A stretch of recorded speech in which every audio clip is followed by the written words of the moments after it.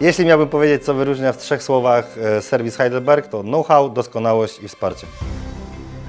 O que eu considero que é mais importante para os nossos clientes é a qualidade do serviço que entregamos. A nossa equipe é altamente capacitada e transmite a confiança e segurança que os clientes esperam.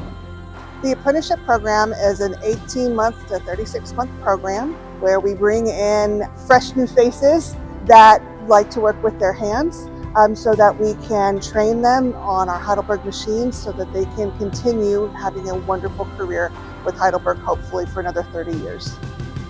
The thing with Heidelberg service is we have a whole hive of information behind us. We turn up on site, we identify the problem, but we have a whole pre-clarification system in place. They work out what information is relevant, and any new information that's come out, we get supplied with this information before we've even got to site. So by the time we're on site, we have all of that information ready at our disposal. All of this delivers a higher uptime for the customer. Und im Gespräch mit Heidelberg kam dann der Vorschlag, dass Heidelberg gesagt hat, es gibt eine Academy, wo wir unseren Mitarbeiter auch weiterbilden könnten im Offset-Druck.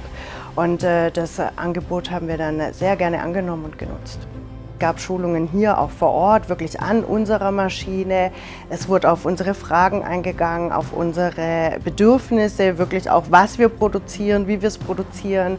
Die Instruktoren haben ein unheimlich hohes Wissen, viel Erfahrung. Es konnte da wirklich auf jede Frage auch eingegangen werden. Also für uns hat es super gut geklappt.